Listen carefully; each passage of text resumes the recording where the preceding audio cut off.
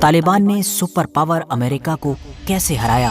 کیونکہ ان دونوں کی تلنا تو ایک ہاتھی اور چیٹی کی سی نظر آتی ہے، مگر اس کے باوجود بھی یہی کہاوت مشہور ہے کہ اتہاس کی باقی طاقتوں کی طرح امریکہ بھی افغانستان کے اندر آیا تو اپنی مرضی کے ساتھ تھا، لیکن گیا افغانیوں کی مرضی سے تھا۔ 2001 میں افغانستان کے اندر لینڈ کرنے والے امریکہ کو یہاں سے نکلتے نکلتے اگلے 20 سال کا وقت لگ گیا تھا۔ اسی وجہ سے ہی افغانستان وار کو آفیشیلی امریکہ کی طرف سے لڑی گئی ابھی تک کی سب سے لمبی جنگ کے طور پر یاد کیا جاتا ہے۔ لیکن دوستو، امریکنز کے لیے اس جنگ کا سب سے لمبا ہونا اہم نہیں ہے، بلکہ ان کے لیے تو ضروری یہ ہے کہ 20 سال کے بعد بھی جا کر جب یہ ڈراونا خواب ختم ہوا تھا تو یہ ان کی ہار پر ختم ہوا تھا، اور یہی چیز ان کے اتہاس پر وہ کالا دھبا ہے کہ جس کو شاید وہ کبھی چاہ کر بھی مٹا نہیں سکیں گے۔ تو چلیے RH نیٹورک کی نالجبل فرینڈز، اب ہم اپنی اس کہانی کو بالکل شروع سے شروع کرتے ہیں۔ دن تھا 11 ستمبر 2001 کا، کہ جب ان خطرناک آتنکوادی حملوں سے پورا امریکہ ہل گیا کہ جن خطرناک آتنکوادی حملوں کو آج کے دور میں 9/11 کے نام سے یاد کیا جاتا ہے۔ امریکہ نے بہت جلد ہی یہ رزلٹ نکال لیا کہ اس کے پیچھے اسامہ بن لادن اور اس کا مشہور گروپ القاعدہ ہے۔ امریکہ کی طرف سے اس دور میں جو افغانستان کے اندر طالبانی حکومت تھی، اس سے ڈیمانڈ کی گئی کہ تمہارے یہاں پر اسامہ بن لادن سمیت جتنے بھی القاعدہ کے لیڈر ہیں سب کو ہمارے حوالے کیا جائے۔ بدلے میں طالبانی حکومت کے مین لیڈر مطلب ملا عمر کا یہ جواب آیا کہ ہم کو پہلے ثبوت دیے جائیں کہ اس حملے میں ان لوگوں کا ہاتھ ہے، ورنہ ہم ایسا کچھ بھی نہیں کرنے جا رہے ہیں۔ امریکہ نے ثبوت مانگنے والی اس طالبانی ڈیمانڈ کو نہ صرف پوری طریقے سے ریجیکٹ کر دیا، بلکہ وہ طالبان کا اس طرح کا رسپانس دیکھ کر غصے سے لال بھی ہو گیا۔ اگلے 15 سے 20 دن گزرتے گزرتے، مطلب جب تک 2001 میں اکتوبر کا مہینہ شروع ہوا، تب تک آلریڈی یہ کلیئر ہو چکا تھا کہ امریکہ افغانستان پر ہر حال میں اٹیک کرنے جا رہا ہے۔ اور پھر آخرکار وہ دن آ بھی گیا کہ جب 7 اکتوبر 2001 کے دن افغانستان کے لگ بھگ تمام بڑے شہروں کے جو آسمان تھے وہ امریکہ اور UK کے خطرناک فائٹر جیٹ سے گونج رہے تھے۔ کابل، قندھار، جلال آباد اور مزار شریف جیسے افغانستان کے لگ بھگ سبھی اہم شہروں میں خطرناک بمباری شروع ہو چکی تھی۔ یہ بمباری اتنی زیادہ خطرناک تھی کہ لوگوں کے بعد کے انٹرویوز سے پتہ چلتا ہے کہ اس بمباری کی وجہ سے ایسا محسوس ہوتا تھا کہ مانو ان کے دانت، ان کی ہڈیاں اور جسم کا انگ انگ بجنے لگ جاتا تھا۔ جس علاقے میں بھی بمباری ہوتی اس علاقے کے تمام لوگ تتر بتر ہو جاتے، بس جان بچانے کی خاطر جس کو جدھر موقع لگتا وہ ادھر کو بھاگنے لگ جاتا تھا۔ کیونکہ ساتھیوں، یہ ایک ریئلٹی تھی کہ دنیا کی سب سے ایڈوانس سپر پاور کے آگے عام لوگ تو چھوڑ ہی دیجئے، بلکہ جو طالبانی فائٹرز تھے ان کا بھی ٹھہرنا ناممکن بات تھی۔ اسی لیے طالبان نے بھی بالکل شروعات سے ہی امریکہ کے سامنے کھڑے ہونے کی بجائے ان سے بھاگ کر روپوش ہونا، مطلب کہیں خفیہ جگہوں پر پناہ لینا ہی بہتر سمجھا۔ کسی نے جا کر افغانستان کے پہاڑی علاقوں میں جو خفیہ گفائیں تھیں ان کے اندر پناہ لی، تو کسی نے درانی لائن کو کراس کر کے پاکستان میں پناہ لی، تو کسی نے اپنا حلیہ بدلا اور وہ افغانستان کے ہی دور دراز کے گاؤں دیہات کے ایسے علاقوں میں جا کر عام آبادی میں گھل مل گیا کہ جہاں پر امریکہ کا پیچھے آنا مشکل یا پھر ناممکن بات تھی۔ صرف 2 دن کے اندر ہی ان خطرناک حملوں کی وجہ سے پورے کابل کی الیکٹریسٹی غائب ہو چکی تھی اور شہر اندھیرے میں ڈوب چکا تھا، جبکہ لگاتار ہونے والی اس بمباری کی وجہ سے اب رات کے وقت لوگوں کو اپنے اوپر آسمان کا کلر بھی لال دکھائی دینے لگا تھا۔ دوستو، مشہور جرنلسٹ سمیع یوسف زئی کو ایک بار انٹرویو دیتے ہوئے طالبان کے ہی مزار شریف کے کمانڈر مولوی عبد الرحمن اخندزادہ نے بتایا تھا کہ امریکی حملے کے وقت ہمارے بہت سارے تازہ دم اور ویل ٹرینڈ جو فائٹرز تھے وہ زمین کے نیچے موجود خندقوں میں موجود تھے، لیکن یہ حملے اس طرح کے تھے اور اتنے خطرناک تھے کہ زمین کے نیچے موجود خندقوں میں بھی جو فائٹرز موجود تھے وہ سارے وہیں کے وہیں مارے گئے تھے۔ اور تو اور جن فائٹرز کی ان حملوں میں جیسے تیسے جان بچ بھی گئی تھی تو ان کے ناک اور کان سے لگاتار خون آ رہا تھا۔ صورتحال اتنی زیادہ خطرناک ہو چکی تھی کہ اس افراتفری کے ماحول میں ہم اپنے فائٹرز کو دفنا بھی نہ سکے۔ دوستو، مولوی اخندزادہ لگ بھگ 400 فائٹرز کے کمانڈر تھے اور یہ بھی ایسے حالات میں اپنی جان بچانے کی خاطر پاکستان آ گئے تھے، اور پھر کراچی میں ان کے مطابق یہ ایک لمبے وقت تک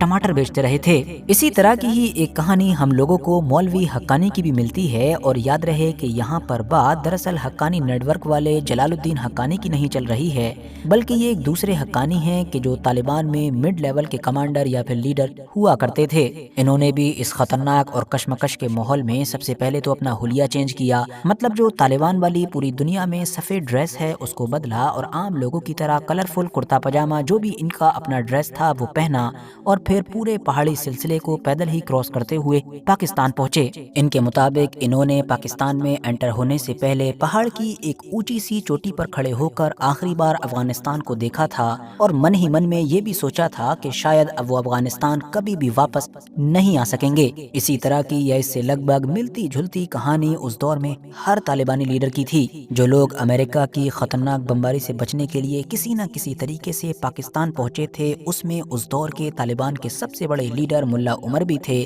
اور آج کے دور کے جو کچھ مشہور فیسز ہیں مطلب کہ ملا عبدالغنی برادر یا پھر امیر خان متقی، یہ سارے ہی لوگ شامل تھے۔ تو کل ملا کر اب آسان شبدوں میں آپ یہ سمجھیے کہ اتنا جلدی طالبان کا پورا سسٹم کولیپس کر گیا تھا کہ جتنا جلدی شاید خود امریکہ نے بھی ایکسپیکٹ نہیں کیا تھا۔ طالبان کی پوری حکومت ہی کولیپس کر چکی تھی، اور افغانستان کی جتنی بھی میجر سٹیز تھیں ان پر امریکہ اور اس سے کوآپریٹ کرنے والا جو ناردرن الائنس تھا اس کا قبضہ ہو چکا تھا، اور اب امریکہ نے بڑی ہی تیزی کے ساتھ افغانستان کے اندر اپنی سپورٹ سے ایک نئی حکومت کھڑی کرنے کی تیاری بھی شروع کر دی تھی، جس کا لیڈر بعد میں جیسا کہ ہم جانتے ہی ہیں کہ حامد کرزئی کو بنایا گیا تھا۔ وہیں دوسری طرف اگر طالبان پر نظر ڈالیں تو ان کی لیڈرشپ تو پوری طریقے سے تتر بتر ہو چکی تھی۔ وہ لوگ آپس میں ایک دوسرے کے کانٹیکٹ میں نہیں تھے، بلکہ وہ تو ایک دوسرے سے کانٹیکٹ کرنا بھی نہیں چاہتے تھے، کیونکہ سبھی کے اوپر یہ خطرہ منڈرا رہا تھا کہ کہیں کانٹیکٹ میں آنے کی وجہ سے امریکہ کو ان کا سراغ نہ مل جائے۔ ان لوگوں کے لیے سب سے بڑی پریشانی کی بات تو یہ تھی کہ ان میں سے زیادہ تر لوگوں نے پاکستان میں پناہ لے رکھی تھی،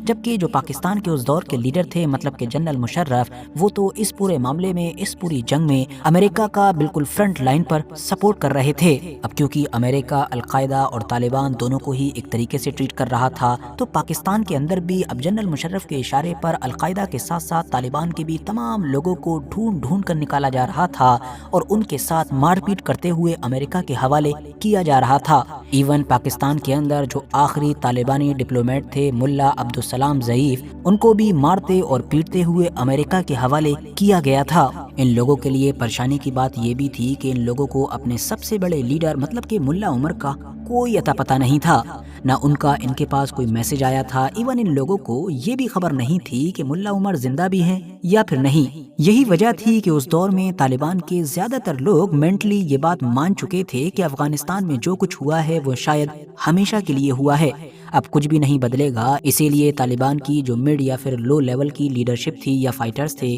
ان میں اس بات کو لے کر بھی ڈسکشن ہونے لگا تھا کہ کیوں نہ ہم لوگوں کو بھی اس نئی حکومت کو جوائن کر لینا چاہیے کہ جو امریکہ کی سپورٹ سے بنائی جا رہی ہے، اور جس کو جوائن کرنے کا ظاہر ہے امریکہ کی طرف سے ان کو آفر مل بھی رہا تھا، کیونکہ ظاہر ہے سب کچھ تو ختم ہو ہی چکا تھا، اور دور دور تک بھی دیکھنے پر باقی کچھ نظر آئے یا نہ آئے، لیکن افغانستان کے اندر طالبان کا فیوچر نہیں نظر آ رہا تھا۔ لیکن دوستو ذرا ٹھہریے، یہ تو ابھی صرف شروعات تھی۔ 20 سالوں کی جو ایک خطرناک جنگ تھی اس کا پہلا سال تھا، اور اس کے بعد ہی پھر وہ سب کچھ شروع ہونے جا رہا تھا کہ جس کی امید امریکہ نے کبھی بھی نہیں کی تھی۔ چند دنوں کے اندر ہی زمین کے نیچے دفن ہو جانے والے طالبان نے سپر پاور امریکہ کے سامنے واپسی کی۔ تو سب سے پہلے تو ہوا یہ کہ امریکہ کے اس حملے کے لگ بھگ 8-9 مہینے کے بعد ہی، مطلب 2002 کا سال بھی ابھی آدھا ہی گزرا ہوگا، کہ طالبان کے ایسے بہت سارے کمانڈرز اور لیڈرز کہ جو نہ تو امریکی حملے میں ختم ہوئے تھے اور نہ ہی گرفتار ہوئے تھے،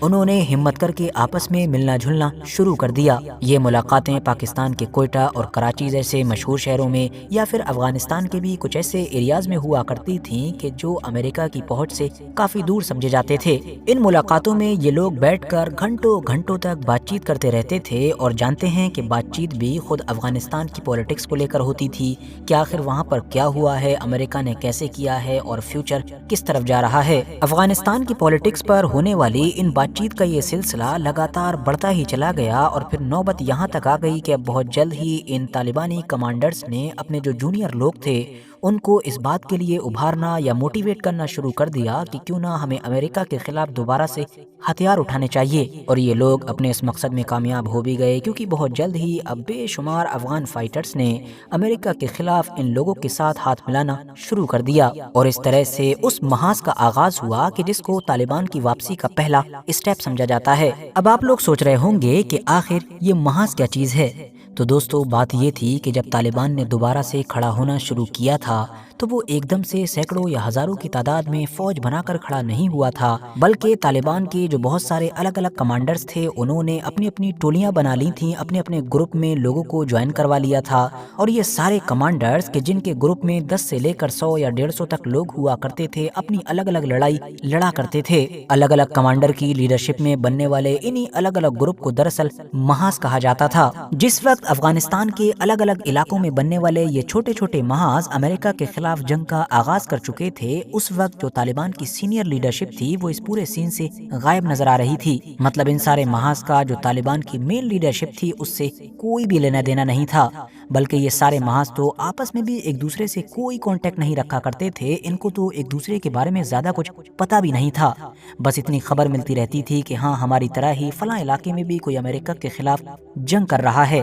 یہ جو محاذ ہوتا تھا اس کی ساری ذمہ داری اس کے لیڈر کے اوپر ہوتی تھی۔ وہی ایک انسان مطلب کہ کمانڈر اپنے تمام فائٹرز کے لیے ہتھیاروں کا انتظام کرتا تھا، پیسوں کا انتظام کرتا تھا، وہی پلاننگ کرتا تھا، وہی ہار جیت کا ذمہ دار بھی ہوا کرتا تھا۔ 2003 آتے آتے امریکہ کے خلاف بننے والے یہ جو چھوٹے چھوٹے گروپ تھے، مطلب جن کو محاذ کہا جاتا تھا، یہ افغانستان کے 3 اہم صوبوں مطلب کہ غزنی، قندھار اور ہلمند کے اندر پھیل چکے تھے۔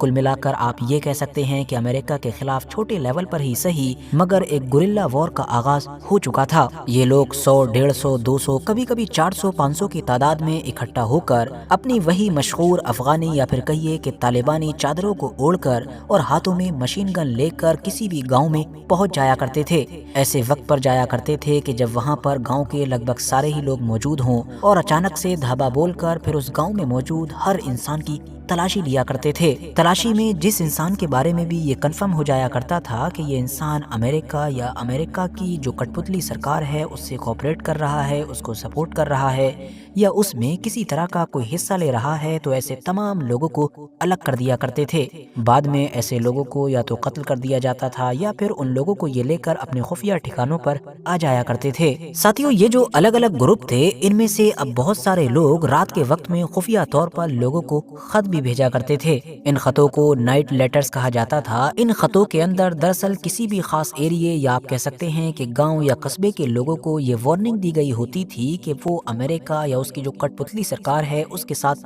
کوآپریٹ نہ کریں، اور اگر وہ محاذ کی بات کو نہیں مانیں گے اور کوآپریٹ جاری رکھیں گے، ان کو سپورٹ کریں گے، تو ساتھ میں وارننگ بھی لکھی ہوتی تھی کہ پھر انجام بھگتنے کے لیے تیار ہو جائیں۔ کل ملا کر شروعاتی دور میں یہ جو چھوٹے چھوٹے گروپ تھے مطلب محاذ تھے، ان کا جو مین فوکس تھا وہ امریکہ کی جو بیٹھائی گئی نئی حکومت تھی اس کے کام کاج کو روکنا اور اس کے ہر معاملے میں اڑنگا ڈالنا تھا۔ حالانکہ یہ فوجی کارروائیاں بھی کیا کرتے تھے لیکن وہ ابھی چھوٹے لیول پر تھی۔ دھیرے دھیرے وقت گزرا اور کڑی محنت کے بعد آخرکار یہ لوگ اپنی پہلی کامیابی حاصل کرنے میں کامیاب ہو گئے کہ جب امریکی حملے سے ٹھیک 1 سال کے بعد یہ لوگ پہلا گاؤں فتح کرنے میں کامیاب ہو گئے۔ یہ افغانستان کے قندھار صوبے کا وہ گاؤں تھا کہ جس کو نشان کے نام سے جانا جاتا تھا۔ اب ان لوگوں کی فتح کا آغاز تو ہو چکا تھا، مگر جیسا کہ ہم نے آپ کو پہلے ہی بتایا کہ یہ جتنے بھی چھوٹے بڑے گروپ تھے ان کا آپس میں کوئی بھی لنک نہیں تھا، ایک دوسرے سے کوئی کنیکشن نہیں تھا، اور یہی چیز ان لوگوں کو سب سے زیادہ بھاری پڑنے والی تھی۔ وہ اس طرح سے کہ جب بھی امریکہ یا اس کی کٹ پتلی سرکار کو کسی بھی طریقے سے کہیں سے یہ بھنک لگ جاتی تھی کہ فلاں علاقے میں طالبان کا کوئی محاذ آج بھرتی کر رہا ہے،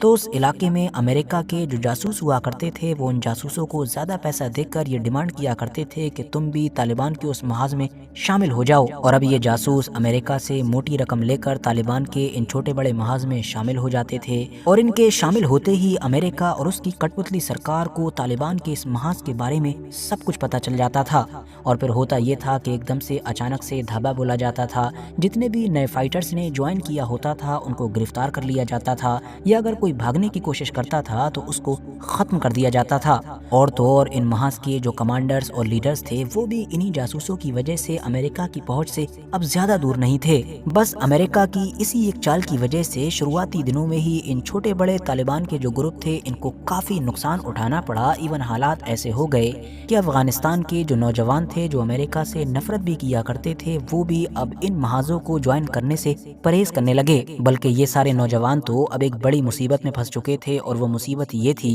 कि अगर वो ज्वाइन करते हैं तो उनको खतरा था कि कहीं जासूसों ने भी ज्वाइन ना कर लिया हो और उन जासूसों के जरिए से फिर इनकी खबर अमेरिका तक ना पहुंच जाए, और अगर ज्वाइन करने से मना कर देते हैं तो फिर आसपास में ही मौजूद जो तालिबानी हैं उनसे खैर नहीं। कुल मिलाकर अब तालिबान की जो भर्तियां थीं वो सुस्त पड़ चुकी थीं, और ये महसूस होने लगा था कि अपनी वापसी की तालिबान को जो एक उम्मीद की किरण नजर आई थी वो शायद यहीं पर दम तोड़ चुकी है। लेकिन तभी अचानक से दोस्तों अमेरिका ने एक बड़ी गलती की, एक ऐसी गलती कि जिसको इस जंग में अमेरिका की सबसे बड़ी गलती कहा जाए तो शायद गलत नहीं होगा, क्योंकि इसी गलती ने शुरुआती दिनों में तालिबान को सबसे बड़ा फायदा पहुंचाया। दरअसल हुआ ये था कि जिस दौर में तालिबान के ये छोटे छोटे महाज एक्टिव होना शुरू हुए थे उसी दौर में ही तभी अमेरिका और अमेरिका की जो कठपुतली गवर्नमेंट थी और उस कठपुतली गवर्नमेंट की जो फौज थी जो अमेरिका ने ही अभी ताज़ी तैयार की थी और तालिबान के खिलाफ ही तैयार की थी, इन लोगों ने दूर दराज के गांव के इलाकों में जाकर छापे मारने शुरू कर दिए थे। अब ये छापे तो मारते ही थे लेकिन इन छापों के दौरान सारी हदों को भी पार कर देते थे।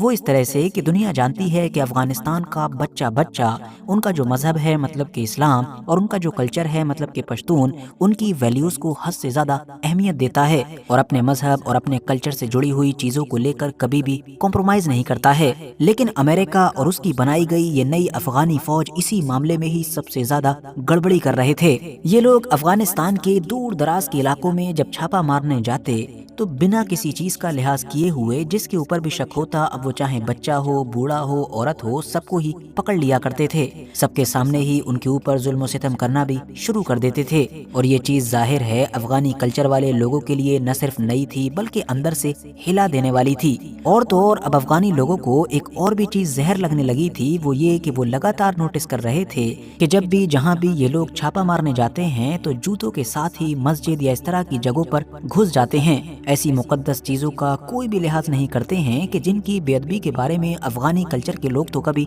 सोच भी नहीं सकते हैं। अब पश्तून कल्चर के लोगों के लिए उनके सामने ही उनके घर की औरतों, बूढ़ों या बच्चों के ऊपर हाथ उठाना तो दिल दहला देने वाली चीज थी ही। साथ ही साथ एक प्रॉब्लम ये भी होती थी कि जब भी अमेरिका या उसकी कठपुतली अफगानी फौज उनके घर के किसी बंदे को उठा ले जाती थी तो फिर उसको आजाद कराने में इन लोगों के पसीने छूट जाते थे। गांव के इन गरीब और कमजोर लोगों को अफगानिस्तान की जो कठपुतली गवर्नमेंट थी उसके अफसरों की जेब भरनी पड़ती थी। इस रिश्वत को देने के लिए कोई अपनी प्रॉपर्टी बेचता तो कोई अपने घर पर खड़ी हुई मोटरसाइकिल बेचता, तब जाकर ये लोग अपनों को आजाद करवा पाते थे। दोस्तों जब एक तरफ ये सब कुछ चल रहा था उसी वक्त ही अफगानिस्तान के अंदर एक और भी अहम चीज नोटिस की जा रही थी। वो ये थी कि जब से अमेरिका की कठपुतली वाली गवर्नमेंट अफगानिस्तान में आई थी तब से अफगानिस्तान के ये जितने भी गांव देहात के इलाके थे यहाँ पर जब भी कोई क्राइम होता था मतलब चोरी, डकैती या मर्डर वगैरह, तो गांव के लोगों को इंसाफ नहीं मिल पाता था। वो लोग कई कई दिन, कई कई हफ्तों बल्कि कई कई महीनों तक पुलिस स्टेशन के चक्कर ही लगाते रहते थे मगर फिर भी उनकी कोई भी सुनवाई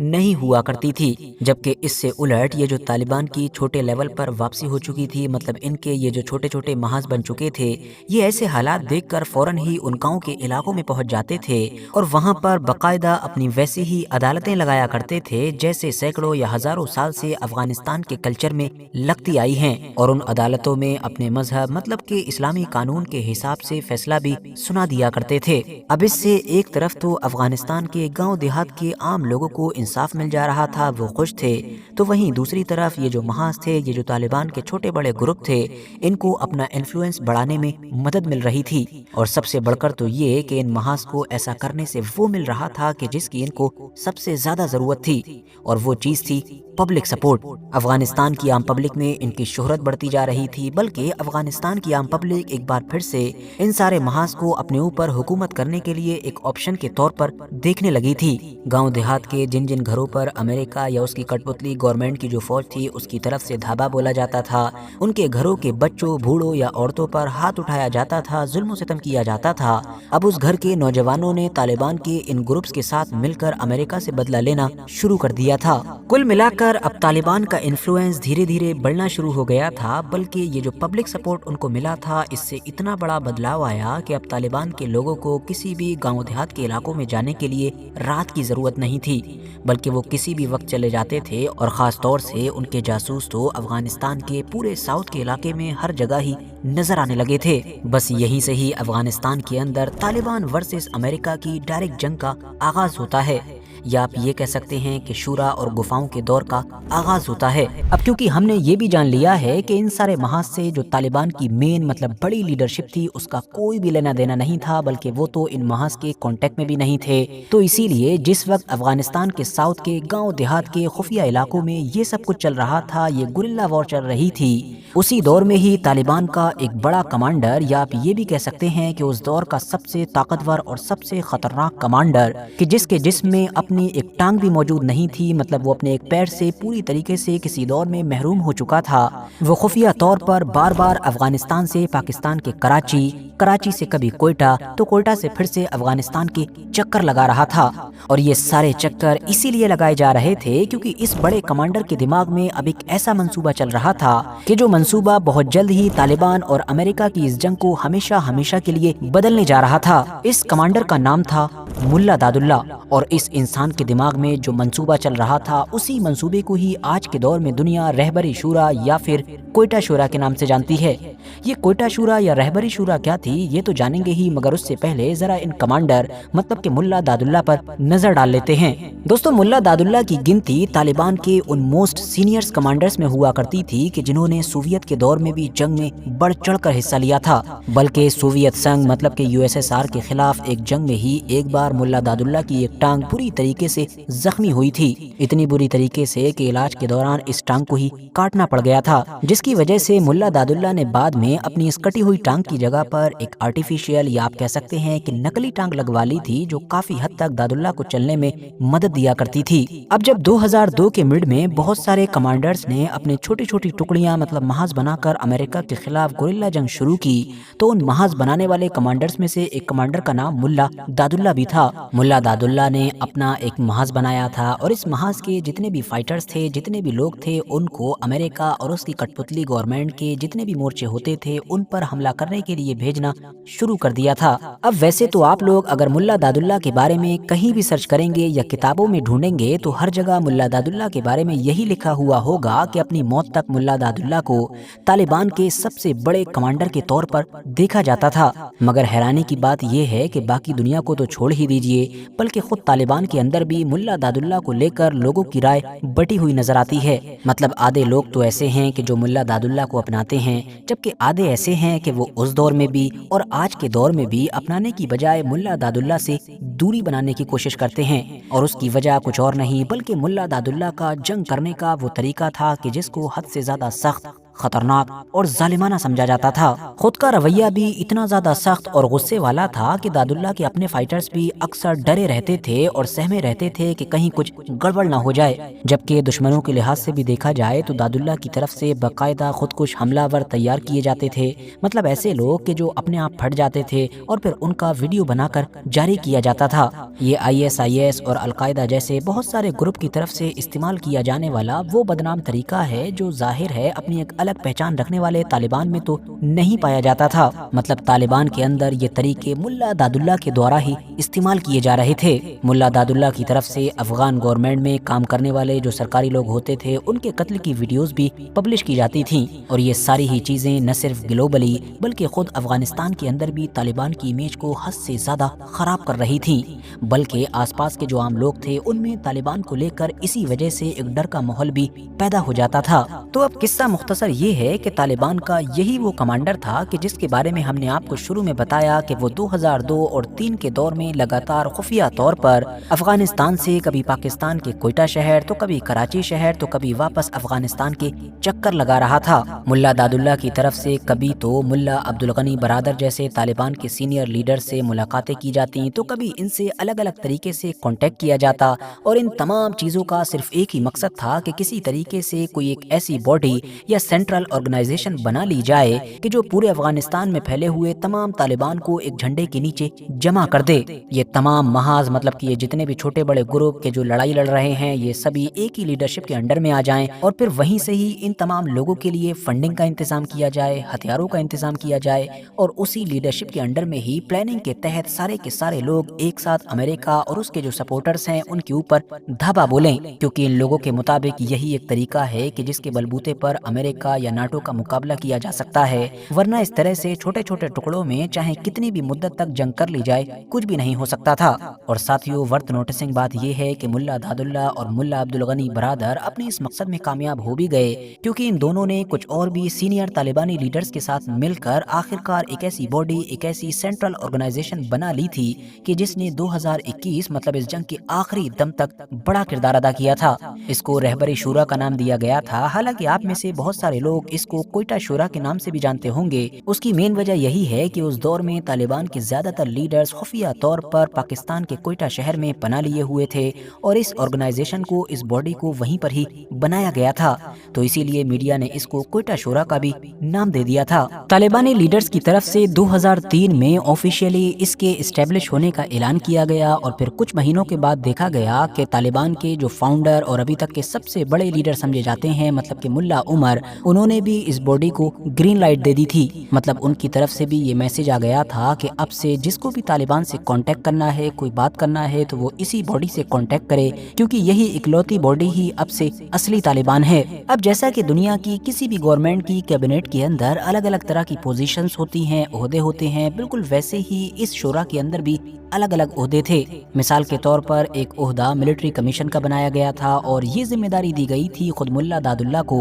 तो आप आसान शब्दों में कह सकते हैं कि तालिबान ने अपना मिलिट्री चीफ इन्हीं मुल्ला दादुल्ला को बनाया था। तमाम पॉलिटिकल मतलब कि राजनीतिक मामलात को देखने की जिम्मेदारी मुल्ला अब्दुल गनी बरादर को दी गई थी, जबकि बाहरी दुनिया से बातचीत करने की, उनसे कॉन्टेक्ट बनाने की, वहाँ से फंडिंग वगैरह को अरेंज करने की जिम्मेदारी दी गई थी अमीर खान मुत्तकी को। हाँ, वही अमीर खान मुत्तकी के जो आज के दौर में भी अफगानिस्तान के अंदर तालिबानी हुकूमत में फॉरेन मिनिस्टर हैं। अब ये जो तालिबानी बॉडी थी मतलब कि रहबरी शूरा, ये वैसे तो मिलिट्री ऑपरेशंस भी किया करती थी, लेकिन फिर भी इसका जो मेन फोकस था वो पॉलिटिकल चीजों पर ज्यादा था। अगर बात सिर्फ मिलिट्री के लिहाज से कर ली जाए तो रहबरी शूरा नहीं, बल्कि इससे कहीं ज्यादा ताकतवर और खतरनाक उस दौर में अफगानिस्तान के अंदर एक दूसरा ग्रुप हुआ करता था। एक ऐसा ग्रुप कि जिसके बारे में कहा जाता है कि शुरुआती दिनों में अमेरिका के ऊपर जितने भी हमले होते थे वो ज्यादातर इसी की तरफ से होते थे। बल्कि हिस्टोरिकली तो ये बात भी कही जाती है कि इन 20-21 सालों के अंदर अमेरिका के खिलाफ जो मिलिट्री के लिहाज से जंग लड़ी है वो मेनली इसी ग्रुप ने लड़ी है। यही वो ग्रुप था कि जिसको लेकर अमेरिका या नाटो की आर्मी में डर बना रहता था।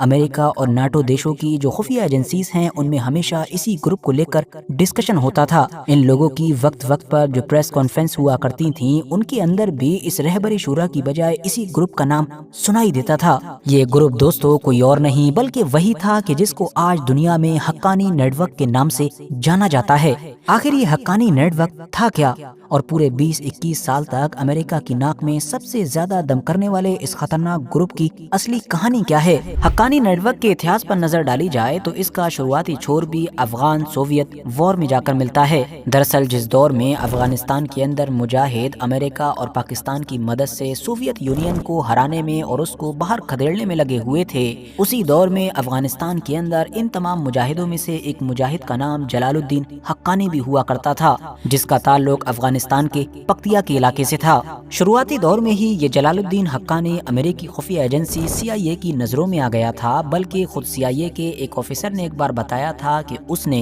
कई बार जलालुद्दीन हक्कानी को पैसों से भरा हुआ बैग दिया था। और तो और जलालुद्दीन हक्कानी की कुछ और मुजाहिदीन के साथ उस दौर के अमेरिकी राष्ट्रपति रोनाल्ड रीगन के साथ मुलाकात भी हुई थी और अमेरिका के इन राष्ट्रपति ने जलालुद्दीन हक्कानी समेत इन तमाम मुजाहिदीन को फ्रीडम फाइटर्स कहा था। रीगन को उस दौर में इस बात का बिल्कुल भी अंदाजा नहीं रहा होगा कि जिस जलालुद्दीन हक्कानी को वो रशियंस के खिलाफ लड़ने की वजह से फ्रीडम फाइटर करार दे रहे हैं, आने वाले दौर में वही अमेरिका का सबसे बड़ा दुश्मन साबित होगा। जैसा कि हम जानते हैं कि ये अफगान मुजाहिदीन सोवियत यूनियन को हराकर उसको बाहर खदेड़ने में कामयाब रहे थे। बाद में एक सिविल वॉर हुई और उस सिविल वॉर के बाद अफगानिस्तान के अंदर तालिबान की हुकूमत भी कायम हो गई थी। 1996 से लेकर 2001 تک قائم رہنے والی اس طالبانی حکومت میں بھی جلال الدین حقانی کے انفلوئنس کو دیکھ کر اور حقانی گروپ کے انفلوئنس کو دیکھ کر جلال الدین حقانی کو نہ صرف منسٹری دی گئی تھی بلکہ خود ان لوگوں کا جو اپنا علاقہ تھا مطلب کہ پکتیا اس کی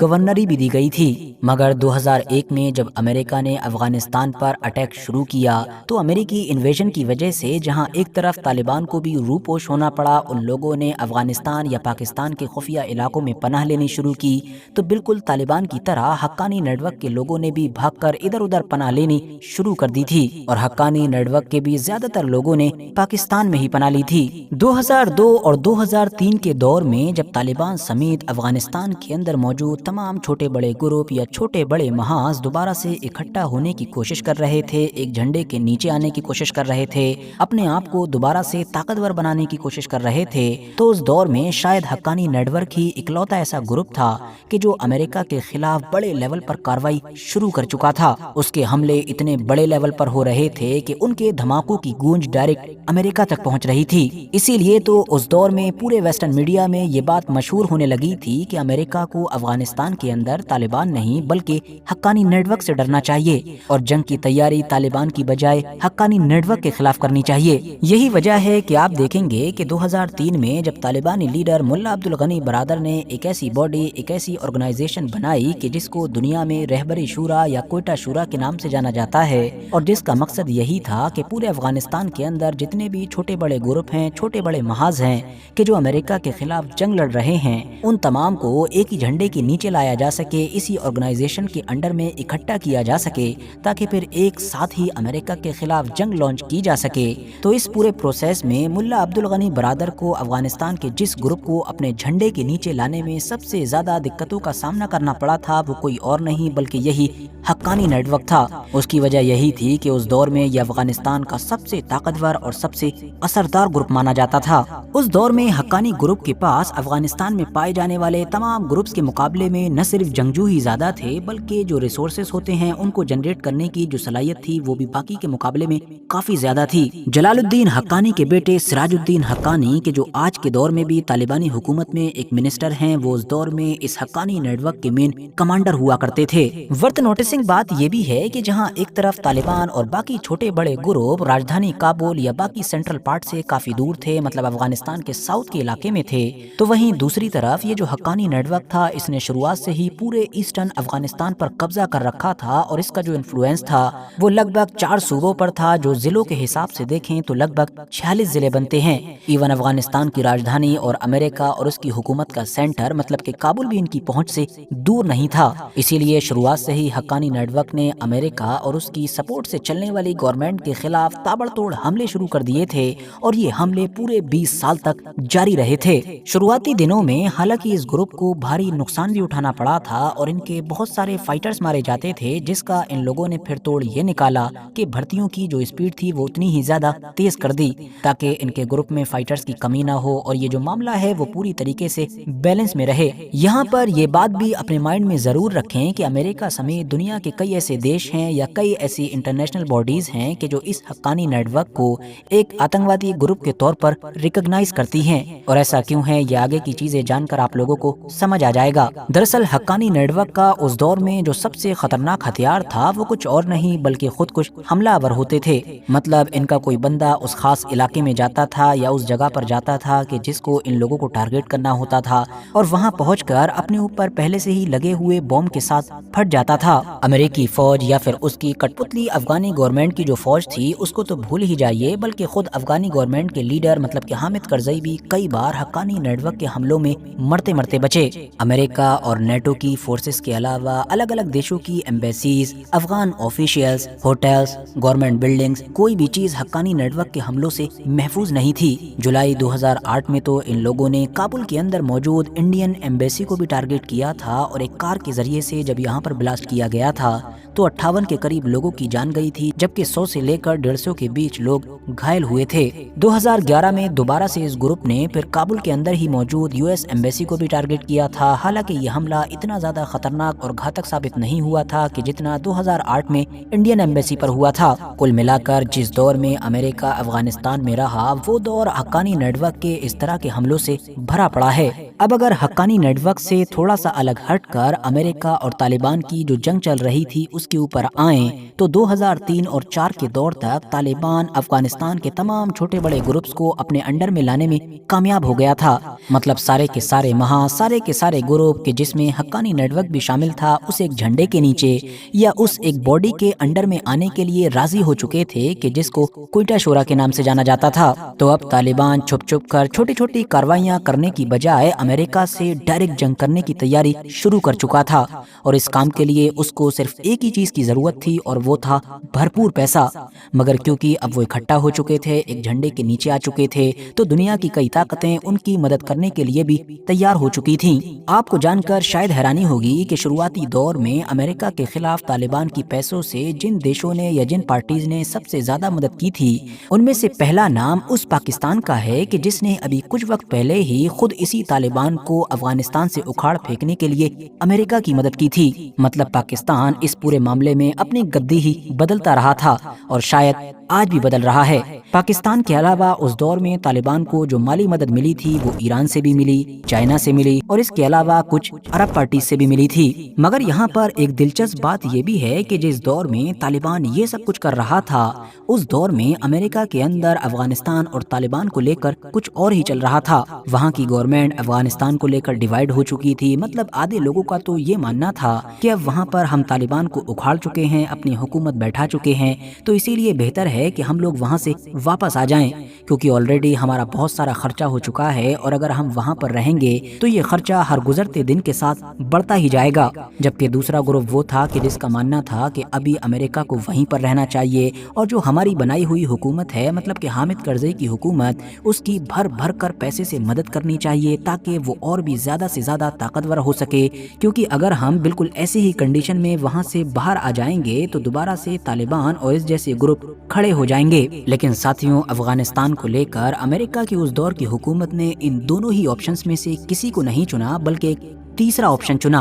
और यही उस दौर में अमेरिका की सबसे बड़ी गलती साबित हुई क्योंकि अमेरिका ने अब अफगानिस्तान के अंदर उन लोगों की भर भर कर मदद करनी शुरू की कि जो ऊपर से भले ही जिधर भी हों लेकिन अंदर से ना तो वो अमेरिका की साइड में थे और ना ही तालिबान की साइड में थे। और ये वो लोग थे कि जिनको अफगानिस्तान के अंदर वॉर लॉर्ड्स कहा जाता था, या अगर अपनी आसान जबान में कहें तो आप लोग चौधरी भी कह सकते हैं। ये अफगानिस्तान के वो चंद अमीर और बाअसर लोग थे कि जो अलग अलग इलाकों में फैले हुए थे। इनके पास अपनी पर्सनल आर्मी तक हुआ करती थी और उसी के बलबूते पर ये अपने अपने इलाकों में राज किया करते थे। 2005, 6 और 7 के अफगानिस्तान पर अगर आप लोग नजर डालेंगे तो आपको महसूस होगा कि इनडायरेक्टली इस दौर में ये पूरा का पूरा अफगानिस्तान इन्हीं वॉर लॉर्ड्स के कंट्रोल में हुआ करता था। किसी के पास एक सूबा था तो किसी के पास 2 सूबे थे। हिस्टोरिकली देखा जाए तो ये सारे वॉर लॉर्ड्स वही थे कि जिन्होंने किसी दौर में अमेरिका की सपोर्ट से यूएसएसआर मतलब कि सोवियत संघ के खिलाफ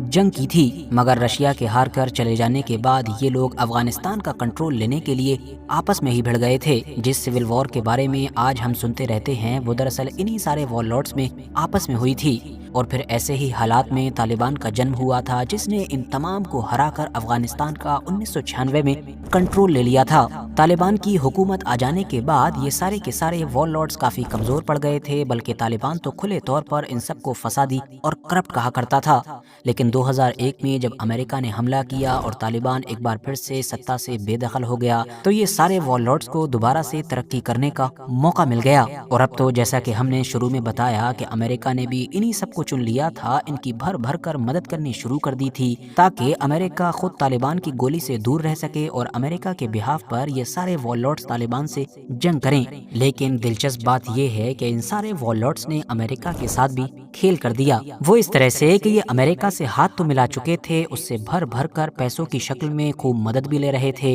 लेकिन जब भी तालिबान से जुड़ी हुई कोई इंटेलिजेंस दिया करते थे, कोई मालूमात दिया करते थे तो वो ज्यादातर गलत ही हुआ करती थी, बल्कि दी गई जानकारी तालिबान की बजाय किसी दूसरे ऐसे वॉर लॉर्ड के ठिकाने की हुआ करती थी कि जिससे जानकारी देने वाला वॉर लॉर्ड नफरत किया करता کرتا تھا۔ مطلب امریکی مدد سے اب ان لوگوں نے طالبان سے لڑنے کی بجائے آپس میں ہی جو ایک دوسرے کے خلاف پرانی دشمنی چلی آ رہی تھی وہ سب برابر کرنی شروع کر دی۔ تو اب ہو یہ رہا تھا کہ امریکہ اب جب بھی ان لوگوں کی طرف سے ملی ہوئی جانکاری کے اوپر کہیں بمباری کیا کرتا تھا، آسمان سے گولیاں برساتا تھا، کہیں خطرناک حملے کیا کرتا تھا، تو ان سب میں نقصان تو بہت ہوتا تھا، بہت سارے لوگوں کی جان بھی جاتی تھی، لیکن نہ تو یہ نقصان طالبان کا تھا اور نہ ہی یہ مرنے والے لوگ طالبان کے ہوا کرتے تھے، بلکہ یہ نقصان اور یہ مرنے والے لوگ یا تو انہی میں سے کسی ایک وار لارڈ کے ہوا کرتے تھے یا پھر نہتے عام لوگ ہوا کرتے تھے۔ ایک کے بعد ایک لگاتار جب ایسا ہوتا رہا تو اس کی وجہ سے اب ہوا یہ کہ جہاں ایک طرف امریکہ کے خلاف افغانستان کے عام لوگوں میں غصہ بڑھتا چلا گیا،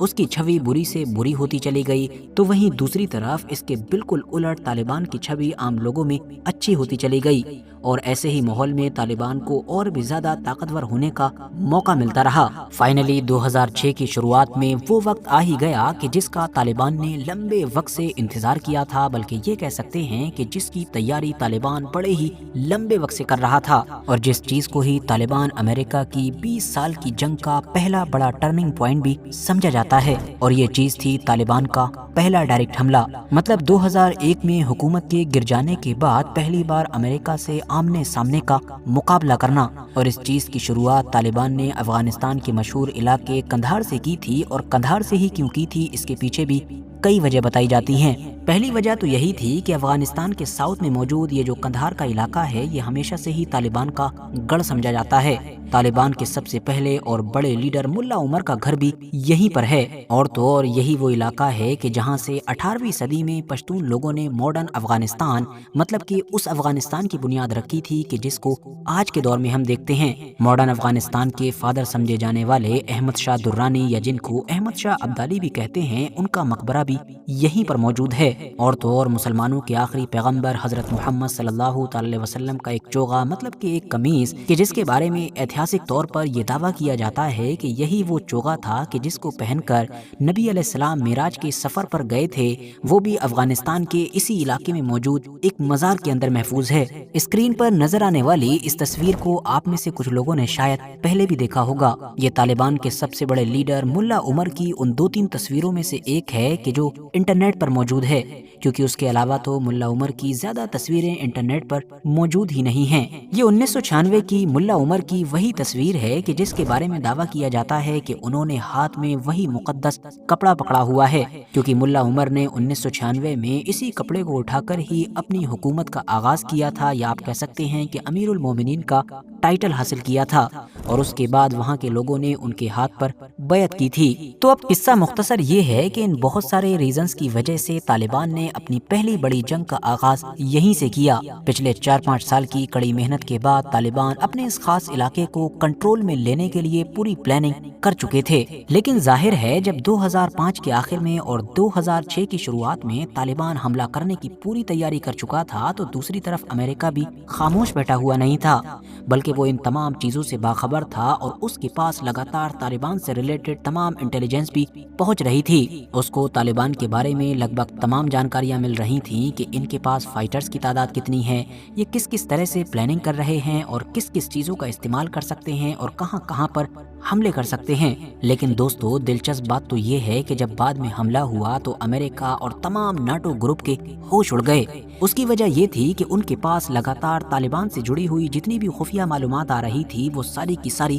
غلط تھی، اور اس سے بھی زیادہ ان لوگوں کے لیے شرم کی بات یہ تھی کہ خود طالبان کو بھی اس بات کا علم تھا کہ جتنی بھی انفارمیشن طالبان سے ریلیٹڈ امریکہ اور نیٹو کے پاس پہنچ رہی ہے وہ ساری کی ساری غلط انفارمیشن ہے۔ یہی وجہ ہے کہ طالبان نے بھی اس چیز کا بھرپور فائدہ اٹھایا۔ اب طالبان نے کیا یہ کہ اپنا سرپرائز اور بڑا اٹیک کرنے سے پہلے کچھ علاقوں میں چھوٹے چھوٹے اٹیک شروع کیے، تاکہ ان کے ذریعے سے یہ پتہ لگایا جا سکے کہ طالبان کے حملوں کی صورت میں امریکہ اور نیٹو کیسے جواب دیں گے، مطلب کون کون سے ہتھیار استعمال کیے جا سکتے ہیں، ان کے پاس فائٹرز مطلب فوجیوں کی کتنی تعداد ہے، اور ان کی مدد کے لیے ان کی سب سے بڑی طاقت مطلب کہ امریکہ کی ایئر فورس یا ڈرونز وغیرہ کتنی دیر میں پہنچ جائیں گے، اور कहां कहां से पहुंचेंगे। तो इसी चीज को टेस्ट करने के लिए तालिबान ने जो सबसे पहला हमला किया वो संगीन नाम के उस शहर पर किया कि जो कंधार और हेलमंद नाम के जो 2 सूबे हैं उनके बॉर्डर के इलाके में मौजूद है। यहाँ पर उस दौर में अफगानिस्तान की उस फौज के सिपाही तैनात थे कि जिस फौज को कुछ वक्त पहले ही अमेरिका ने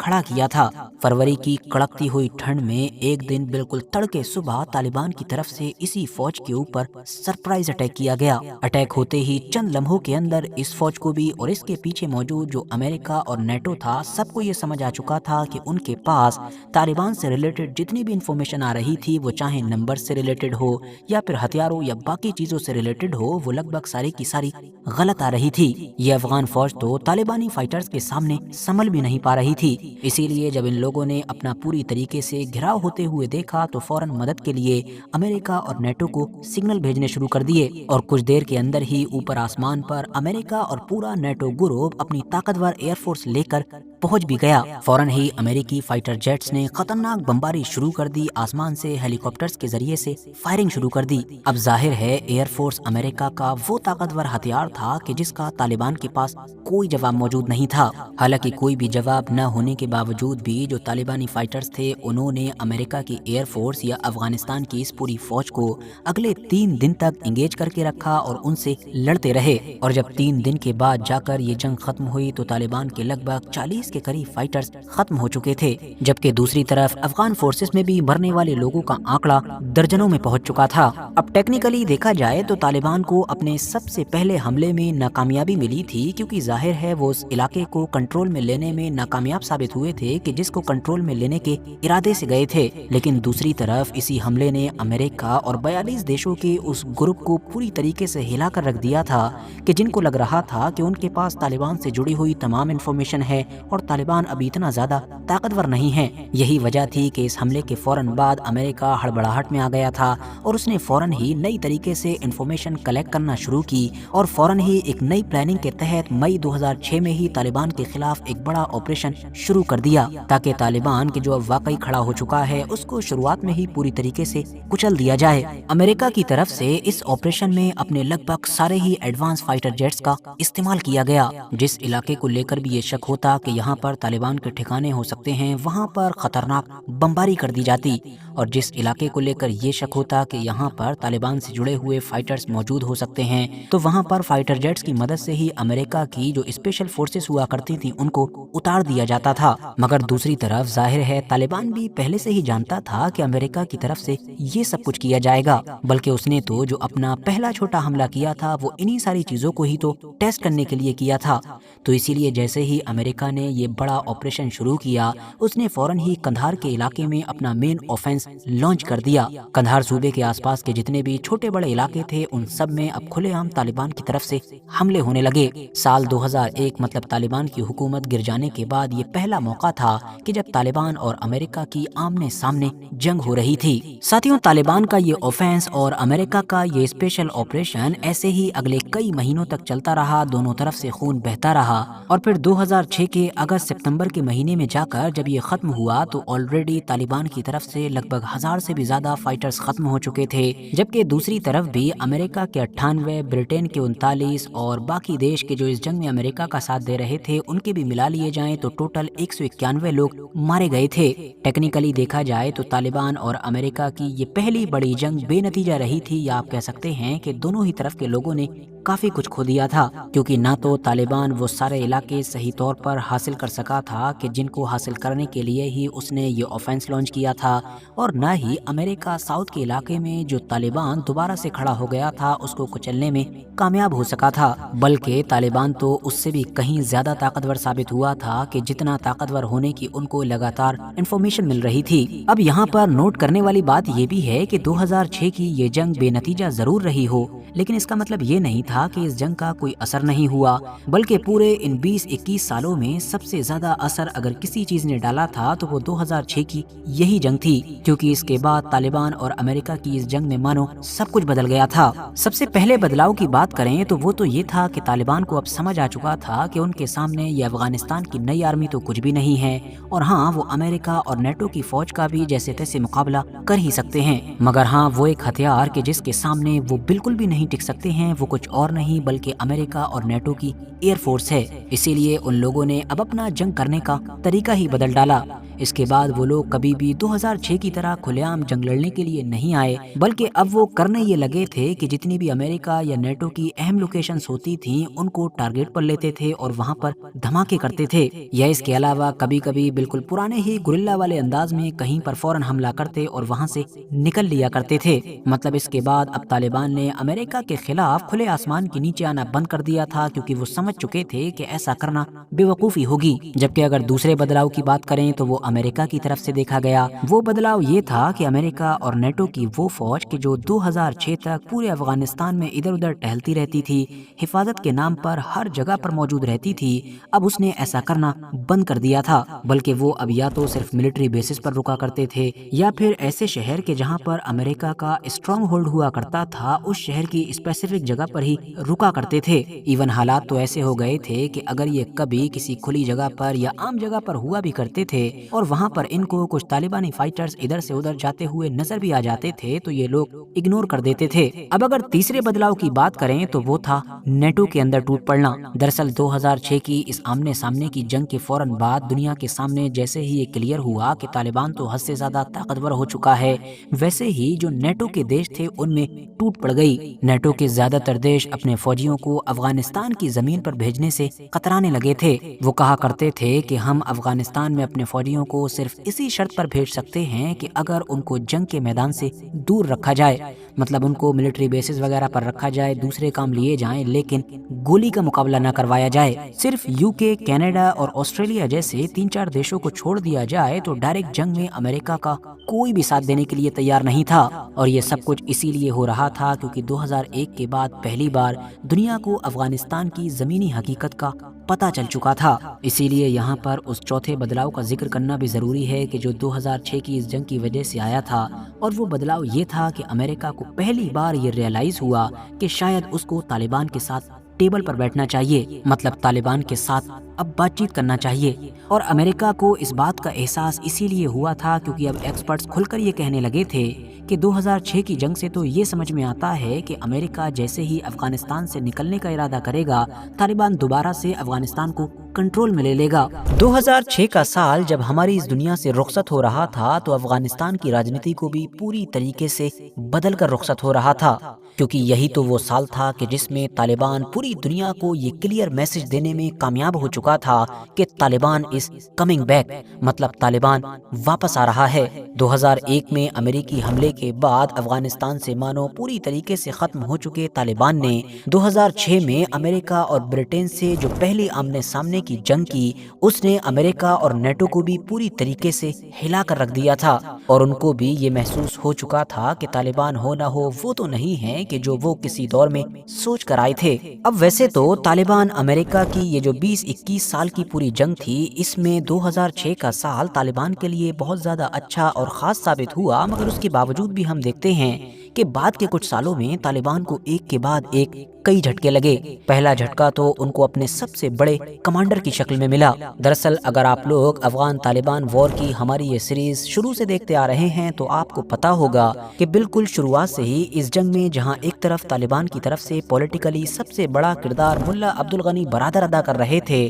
تو ملٹری کے لحاظ سے مطلب جنگی لحاظ سے سب سے بڑا کردار ان لوگوں کے ایک کمانڈر ملا داد اللہ کا تھا۔ ملا داد اللہ طالبان کے لحاظ سے سب سے طاقتور اور امریکہ اور نیٹو کے لحاظ سے سب سے خطرناک کمانڈر تھے۔ اب ہوا یہ کہ 13 مئی 2007 کے دن انہی ملا داد اللہ کو اپنے کچھ ٹیم ممبرز کے ساتھ ہیلمند کے علاقے میں ایک میٹنگ کے لیے جانا تھا۔ جیسے ہی یہ اس جگہ پر پہنچے تو نیٹو فورسز کو ان کے وہاں پہنچنے کی انٹیلیجنس پہلے سے مل چکی تھی، اسی لیے نیٹو فورسز اور جو افغانستان کی آرمی تھی اس نے ان لوگوں کے اوپر فائرنگ کی۔ اس فائرنگ میں ملا داد اللہ کی 3 گولیاں لگیں، جس میں سے ایک گولی ان کے سر پر بھی لگی، اور اسی گولی کی وجہ سے ملا داد اللہ کی موت ہو گئی۔ ملا داد اللہ کا جانا طالبان کے لیے وہ نقصان تھا کہ جس کی بھرپائی ہو ہی نہیں سکتی تھی، یا کم سے کم جلدی نہیں ہو سکتی تھی۔ اس کے بعد طالبان کو ایک اور بڑا جھٹکا 2010 میں اس وقت لگا کہ جب پاکستانی خفیہ ایجنسی نے ایک بڑا آپریشن چلاتے ہوئے کراچی میں چھاپا مارتے ہوئے طالبان کے کئی سینئر لیڈرز کو اریسٹ کیا، اور ان اریسٹ ہونے والے لوگوں میں ایک نام طالبان کے سب سے بڑے پولیٹیکل لیڈر مطلب کہ ملا عبد الغنی برادر کا بھی تھا۔ ظاہر ہے یہ اس دور میں طالبان کا سب سے بڑا چہرہ تھے۔ ان کے نام پر ہی امریکہ کے خلاف پورے افغانستان سے اٹھنے والے چھوٹے بڑے گروپ یونائٹ ہو چکے تھے، اور ان کے نام پر ہی دنیا کی کئی بڑی بڑی طاقتیں طالبان کو فنڈنگ کر رہی تھیں۔ اس کے علاوہ ایک اور بھی بڑا جھٹکا تھا جو طالبان کو اگست 2007 میں ہی لگ چکا تھا، اور وہ جھٹکا تھا حقانی نیٹ ورک کا طالبان کی جو مین باڈی تھی، مطلب کہ کوئٹہ شورا یا رہبری شورا، اس سے الگ ہو جانا۔ جیسا کہ ہم آپ کو پہلے ہی بتا چکے ہیں کہ یہ جو 20-21 سال امریکہ کے خلاف جنگ چلی تھی، اس میں اگر کسی گروپ نے جنگ کے لحاظ سے سب سے بڑا کردار ادا کیا، مطلب نیٹو اور امریکہ کے اوپر سب سے خطرناک اور سب سے بڑے بڑے حملے کسی گروپ نے کیے تھے، تو وہ یہی حقانی نیٹ ورک تھا۔ اس دور میں راجنیتک طور پر بھلے ہی طالبان کے یہ ملا عبد الغنی برادر جیسے کئی سینئر لیڈر زیادہ طاقتور تھے، اور ان کی یہ جو باڈی تھی، مطلب کہ رہبری شورا، یہ دنیا میں زیادہ جانی پہچانی جاتی تھی، لیکن ملٹری کے لحاظ سے پورے افغانستان میں حقانی نیٹ ورک کے آس پاس بھی کوئی دوسرا گروپ نہیں بھٹکتا تھا۔ تو قصہ مختصر یہ کہ طالبان کی وہ باڈی کہ جو ابھی 2006 میں ہی پہلی آمنے سامنے کی جنگ میں اپنا لوہا منوا چکی تھی، اپنی طاقت دنیا کو دکھا چکی تھی، وہ اب ایک کے بعد ایک لگنے والے ان تمام جھٹکوں کی وجہ سے کافی کمزور ہوتی جا رہی تھی۔ حالانکہ ایک طرف جب یہ سب کچھ ہو رہا تھا تو دوسری طرف امریکہ کے خلاف ان کی جنگ نہیں رک رہی تھی، بلکہ جنگی معاملات میں تو ہر گزرتے وقت کے ساتھ یہ تمام چھوٹے بڑے گروپ بڑھت ہی بناتے جا رہے تھے۔ ساتھیوں، اس پوری جنگ میں طالبان کے لیے ایک بڑا ٹرننگ پوائنٹ 2012، 13 اور 14 کے دور میں بھی آیا تھا، بلکہ ہم یہ کہہ سکتے ہیں کہ یہ طالبان کے لیے اب تک کا سب سے بڑا جھٹکا تھا، اور یہ سب سے بڑا جھٹکا کچھ اور نہیں بلکہ طالبان کے فاؤنڈر، یا آپ یہ کہہ سکتے ہیں کہ طالبان کے آل ٹائم سب سے بڑے لیڈر، مطلب کہ ملا عمر کا اس دنیا سے چلے جانا تھا۔ ورتھ نوٹسنگ بات یہ بھی ہے کہ طالبان کو بنانے والے اس لیڈر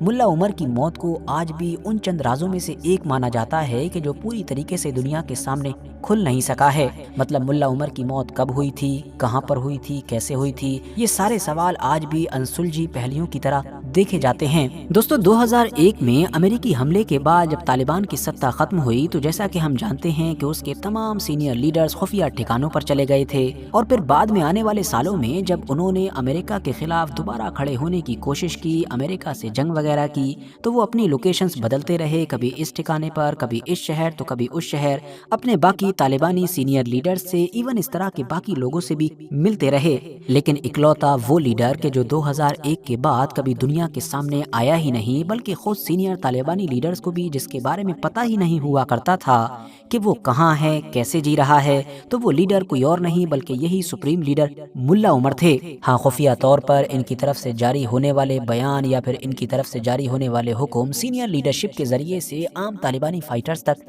ضرور پہنچتے رہتے تھے۔ اسی لیے اب ہوا یہ کہ 2010 کے آس پاس میں جب پاکستان کی طرف سے اس دور کے طالبان کے سب سے مشہور پولیٹیکل فیس مطلب کہ ملا عبد الغنی برادر کو گرفتار کر لیا گیا، تو اس دور میں طالبان میں ایک اور سینئر لیڈر ہوا کرتے تھے، ملا اختر منصور۔ انہوں نے ملا عبد الغنی برادر کی غیر موجودگی میں ان کی زیادہ تر ذمہ داریاں سنبھالنی شروع کر دیں۔ اب طالبان کے سپریم لیڈر ملا عمر اور باقی طالبانی لیڈرشپ، یا آپ کہہ سکتے ہیں کہ نیچے لیول کے جو فائٹرز تھے، ان کے بیچ ایک برج بننے کا کام بھی انہی ملا اختر منصور نے شروع کر دیا تھا، جس کا مطلب یہ تھا کہ اب دنیا کی نظروں میں صرف ملا اختر منصور ہی اکلوتے وہ انسان ہیں کہ جو ملا عمر کے ٹچ میں ہیں۔ اسی لیے یہ وقت وقت پر ایسے بہت سارے بیان لاتے تھے، حکم نامے لاتے تھے، جو یہ طالبانیوں کو سناتے تھے، اور سناتے وقت یہی اشارہ کرتے تھے کہ یہ ان کے سپریم لیڈر ملا عمر کی طرف سے ہے۔ دھیرے دھیرے ایسے ہی وقت گزرتا گیا، مگر پھر ہوا یہ کہ طالبان کے کچھ اور سینئر لیڈرز یا کچھ اور ایسے کمانڈرز کہ جن کی کچھ مدعوں پر ملا اختر منصور سے بن نہیں پا رہی تھی اور اختلاف پر اختلاف ہوتا جا رہا تھا، ان لوگوں نے اچانک سے یہ مانگ کر دی کہ ملا اختر منصور ہم کو ایک بار ملا عمر سے ملواؤ، تاکہ ہم یہ تمام میٹر کلیئر کر سکیں اور اس اختلاف کو ختم کر سکیں اور ہم لوگوں کے بیچ ایکتا بنا سکیں۔ مگر ان لوگوں کی یہ ڈیمانڈ ملا اختر منصور نے سرے سے خارج کر دی، بلکہ جیسے جیسے وقت گزرتا جا رہا تھا ان لوگوں کی یہ ضد بڑھتی جا رہی تھی، اور ان لوگوں کی ضد بڑھنے کے باوجود بھی ملا اختر سرے سے ہی نکار رہے تھے، جس کی وجہ سے اب ہوا یہ کہ دھیرے دھیرے ان تمام لوگوں کو یہ شک ہونے لگا کہ ملا عمر موجود بھی ہیں یا پھر نہیں۔ کہیں ایسا تو نہیں کہ لمبے وقت سے ملا اختر منصور یہ تمام فرمان ملا عمر کی طرف سے نہیں بلکہ خود اپنی طرف سے سنا رہے تھے۔ بس پھر کیا تھا، ملا عمر کو لے کر یہ چند لوگوں میں جو شک پیدا ہوا تھا اب وہ پورے طالبان بلکہ پورے افغانستان میں پھیل چکا تھا، اور اسی شک کے پھیل جانے کی وجہ سے کچھ وقت کے بعد ہی وہ سب سے بڑا خلاصہ ہوا کہ جس نے طالبان کو ہلا کر رکھ دیا، اور وہ خلاصہ تھا ان کے سب سے بڑے لیڈر ملا عمر کی موت کی خبر۔ مطلب اب فائنل ہو چکا تھا کہ طالبان کے ملا عمر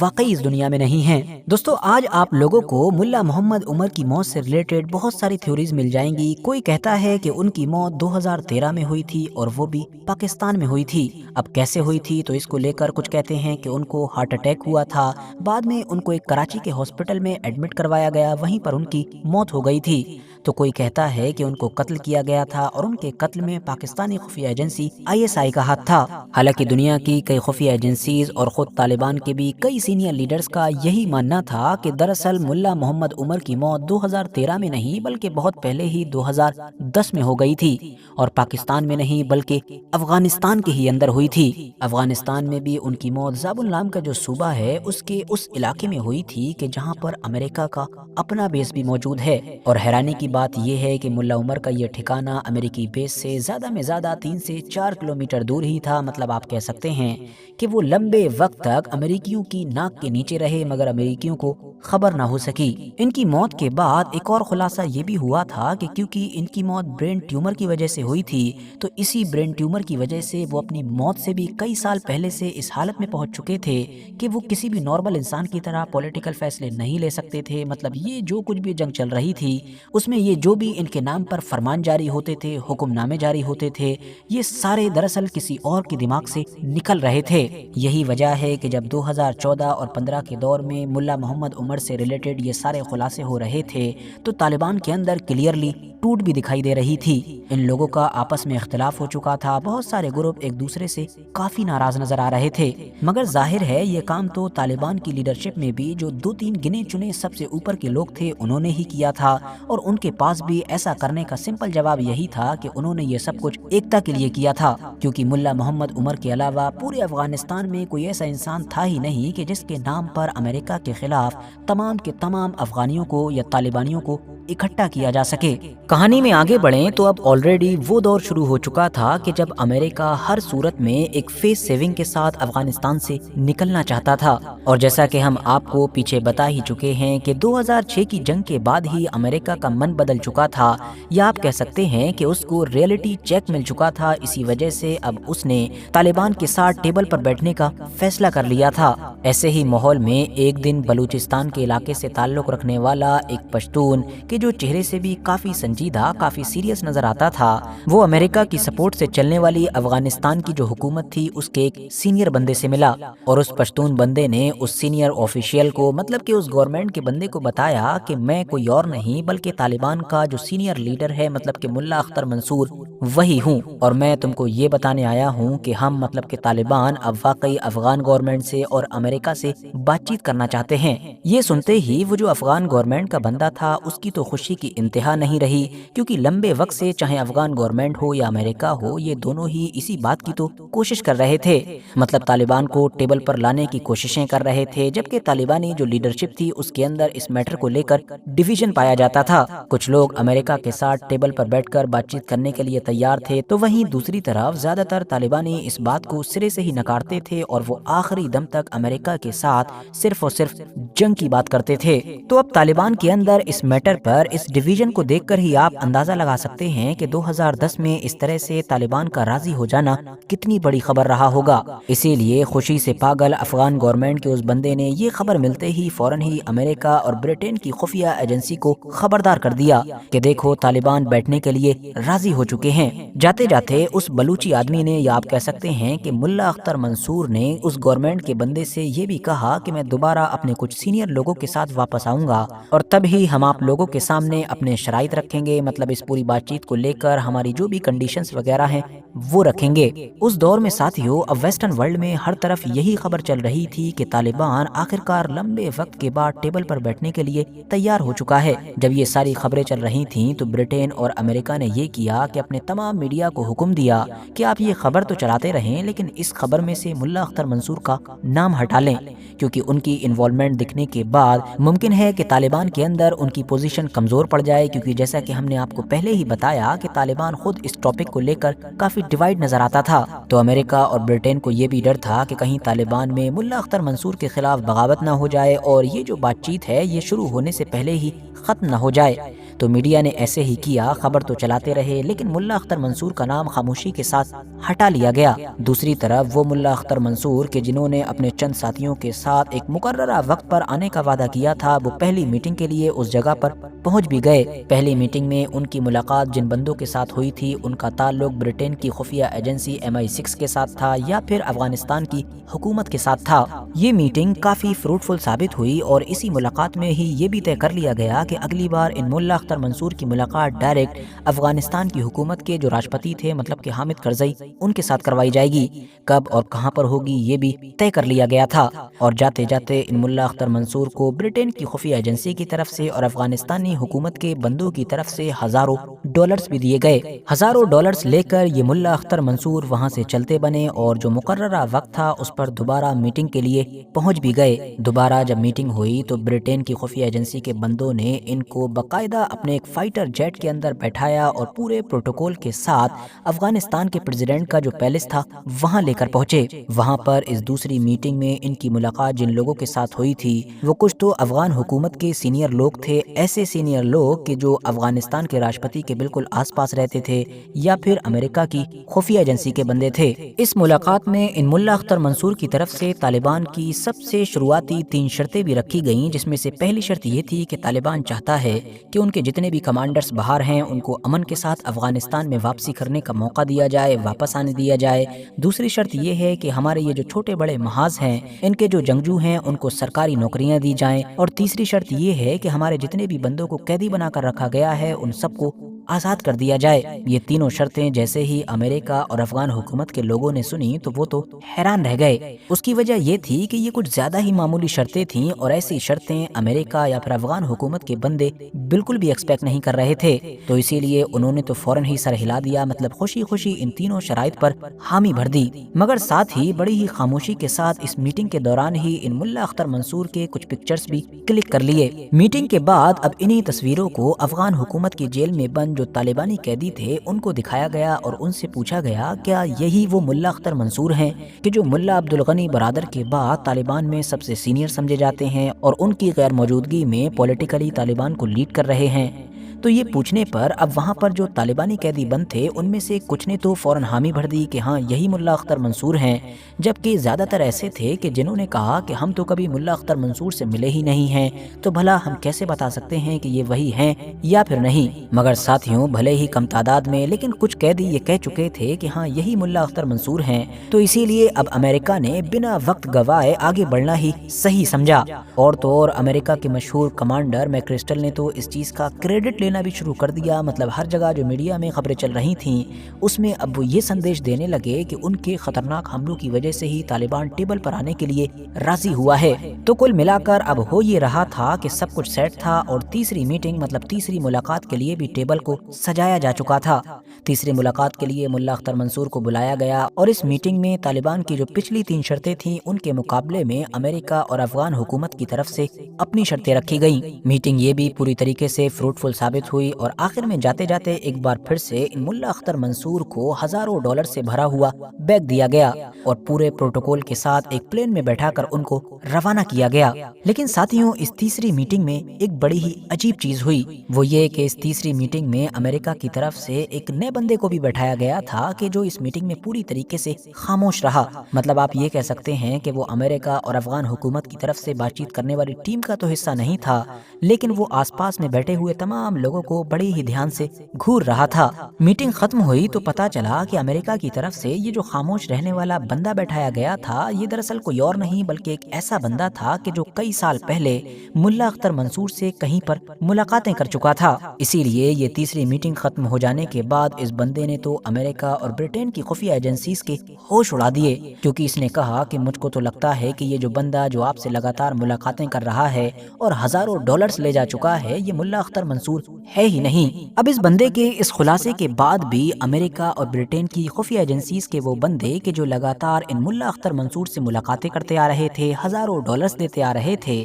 وہ چاہتے یا نہ چاہتے ہوئے بھی اسی ضد پر اڑے ہوئے تھے کہ نہیں تم غلط ہو سکتے ہو، لیکن یہ انسان کوئی اور نہیں بلکہ صرف اور صرف ملا اختر منصور ہے۔ مگر اندر سے شاید یہ بھی جان چکے تھے کہ ان کے ساتھ کھیل ہو چکا ہے۔ کچھ ہفتے گزر جانے کے بعد جب ملا اختر منصور ہونے کا دعویٰ کرنے والے اس انسان نے ان لوگوں سے کوئی بھی کانٹیکٹ نہیں کیا، اور ساتھ ہی ساتھ امریکہ اور افغان حکومت کے بندوں نے جب طالبان کے اندر کے سورسز سے یہ کلیئر کرنے کی کوشش کی، تو پتہ چلا کہ ملا اختر منصور کا تو اس میٹر سے کوئی لینا دینا ہی نہیں ہے۔ میٹنگ کب کب ہوئی، ہزاروں ڈالرز کسے دیے گئے، اور کن کن پارٹیز کی طرف سے کیا کیا شرطیں رکھی گئیں، ان تمام چیزوں کی ملا اختر منصور کو تو کوئی خبر ہی نہیں ہے۔ بس پھر کیا تھا، پورے ویسٹرن ورلڈ کے میڈیا میں ہر طرف یہی چرچائیں ہونے لگیں کہ دنیا کی سب سے طاقتور اور سب سے خطرناک خفیہ ایجنسیز کو افغانستان کا ایک عام سا بندہ ہزاروں ڈالرز کا چونا لگا کر چلا گیا۔ اور اس سے بھی زیادہ شرم کی بات تو یہ تھی کہ بعد میں خلاصہ ہوا کہ جس بندے نے ہزاروں ڈالرز کا چونا لگایا تھا اور اس طرح سے ملاقاتیں کی تھیں،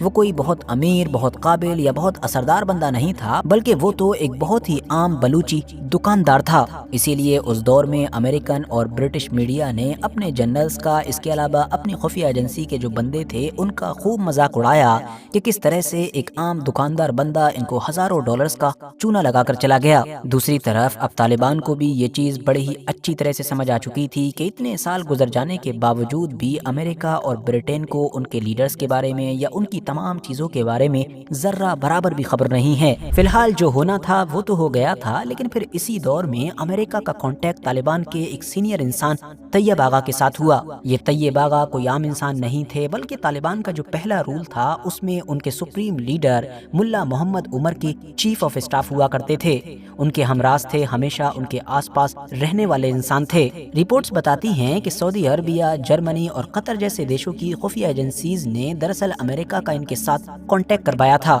کانٹیکٹ ہو جانے کے بعد جب پہلی خفیہ ملاقات ہوئی اور ملاقات میں طیب آغا نے بھی کہہ دیا کہ ہاں ہم طالبان بھی آپ سے بات چیت کرنے کے لیے تیار ہیں، تو امریکن جو لوگ تھے وہ ایک دوسرے کا منہ تکنے لگے۔ حیرانی سے ایک دوسرے کا منہ تکنے کی وجہ یہی تھی کیونکہ ابھی چند ہفتے یا چند مہینے بھی نہیں گزرے تھے کہ جب طیب آغا والی جگہ پر ایک دوسرا انسان بیٹھا تھا اور وہ بھی امریکیوں سے یہی وعدہ کر رہا تھا، اور اس وعدے کے بدلے میں وہ ان سے ہزاروں یا لاکھوں ڈالرز بھی اینڈ کر لے گیا تھا۔ تو اسی لیے اس بار امریکن خفیہ ایجنسی کوئی بھی رسک نہیں لینا چاہتی تھی، اور یہ جو طیب آغا تھے یہ واقعی طالبان کے کوئی سینئر لیڈر ہیں، کوئی سینئر ڈپلومیٹ ہیں۔ امریکہ کی طرف سے یہ چیز چیک کرنے کے لیے اب طیب آغا کے سامنے دو ڈیمانڈز رکھی گئیں۔ پہلی ڈیمانڈ تو یہ تھی کہ طالبان کے پاس جو امریکی فوجی قیدی کے روپ میں ہیں ان میں سے کسی ایک فوجی کی زندگی سے ریلیٹڈ کوئی ثبوت دے دیا جائے، جبکہ دوسری ڈیمانڈ یہ تھی کہ اس بار عید پر جب ملا عمر اپنا بیان جاری کریں تو اس بیان میں صومالیہ کے مسلمانوں کا ذکر کریں۔ ظاہر سی بات ہے امریکہ نے طیب آغا کے سامنے یہ دونوں ڈیمانڈز اسی لیے رکھی تھیں تاکہ آسانی کے ساتھ کلیئر ہو سکے کہ طیب آغا واقعی طالبان کے ہیں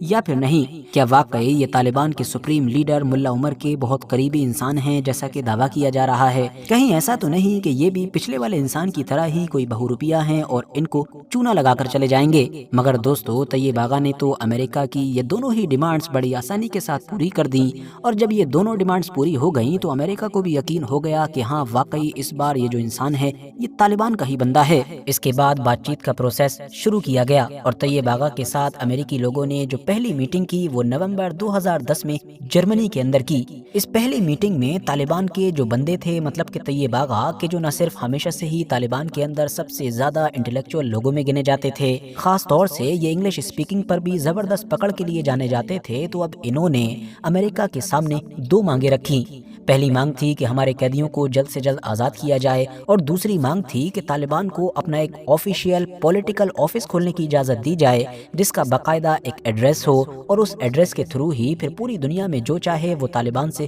کانٹیکٹ کر سکے۔ دوسری طرف سے اب امریکہ نے بھی طالبان کے سامنے اپنی مانگیں رکھیں۔ ان کی بھی پہلی مانگ یہی تھی کہ طالبان کے کنٹرول میں جو ہمارے فوجی قیدی ہیں ان کو جلد سے جلد آزاد کیا جائے، اور دوسری مانگ یہ تھی کہ افغانستان کے اندر ہم لگاتار جو پیس کی کوششیں کر رہے ہیں ہیں جو پورا ایک مشن چلا رہے ہیں، طالبان اس کو خارج کرنے کی بجائے اس کا حصہ بنے۔ اس کے بعد امریکہ اور طیب آغا کے تھرو طالبان کے بیچ اس طرح کی یہ ملاقاتیں ایک کے بعد ایک لگاتار ہوتی رہیں، اور انٹرسٹنگ بات یہ ہے کہ امریکہ اور طالبان نے ان تمام ملاقاتوں کو دنیا سے خفیہ رکھا۔ صرف ابھی 2-3 سال ہی گزرے ہوں گے کہ پھر اچانک سے پوری دنیا نے دیکھا 2013 میں آفیشیلی قطر کی راجدھانی دوحہ کے اندر طالبان کا آفس بھی اوپن ہو گیا۔ اس پولیٹیکل آفس کی جب اوپننگ ہوئی تو اس کو باقاعدہ لائیو دکھایا گیا، جس میں طالبان کے جو بندے تھے وہ اپنی پراپر ڈریس میں، ان کا جو اپنی پرانی حکومت کا جھنڈا ہوا کرتا تھا، مطلب وہی وائٹ والا جھنڈا جس پر کلمہ لکھا ہوا ہے، وہ اس کو لہرا رہے تھے، اور وہیں پر کھڑے ہو کر پھر یہ سارے لوگ دعا مانگ رہے تھے۔